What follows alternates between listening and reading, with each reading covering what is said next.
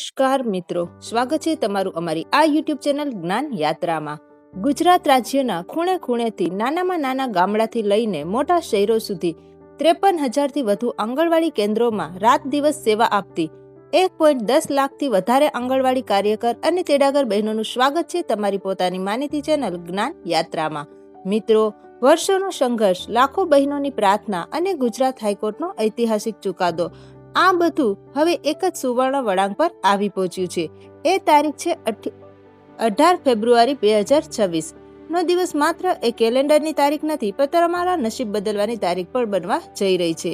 ગઈ 20 ઓગસ્ટ 2025ના રોજ ગુજરાત હાઈકોર્ટે જે ઐતિહાસિક હુકમ કર્યો હતો તેની 6 મહિનાની મહેનત હવે ફેબ્રુઆરી અંતમાં પૂર્ણ થઈ રહી છે।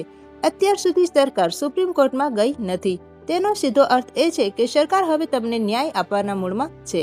નાણામંત્રી કનુભાઈ દેસાઈ જ્યારે 18 ફેબ્રુઆરીએ ગુજરાત વિધાનસભામાં 2026-27નું બજેટ રજૂ કરશે ત્યારે સમગ્ર ગુજરાતની નજર તમારા પગાર વધારા પર હશે। બહેનો, આ વખતે જે આંકડાઓ સામે આવી રહ્યા છે તે જાણીને તમારી આંખોમાં ખુશીના આંસુ આવી જશે, કારણ કે આંગણવાડી કાર્યકર બહેનોના અંદાજિત પગાર 24,800નું માનદ વેતન છે, જ્યારે આંગણવાડી તેડાગર બહેનોનો અંદાજે પગાર 20,300 રૂપિયા માનદ વેતન છે। અત્યાર સુધી જે અન્યાય થતો હતો તેની સામે આ લઘુત્તમ વેતન મળવાથી તમારા જીવન ધોરણમાં કેટલો મોટો ફેરફાર આવશે। મિત્રો, આ તમારો પગાર નથી, પરંતુ તમારી સેવા અને તમારા સમર્પણની કદર છે।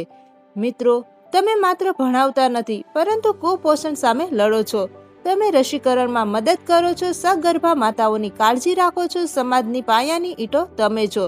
અને જ્યારે હાઈકોર્ટ તમને અર્ધ સરકારી કર્મચારી જેવો દરજ્જો આપવાની વાત કરી છે ત્યારે હવે શોષણના દિવસો પૂરા થયા છે અને સન્માનના દિવસો શરૂ થયા છે। 18 ફેબ્રુઆરી શું થશે? શું કનુભાઈ દેસાઈ બજેટમાં આ ઐતિહાસિક જાહેરાત કરશે?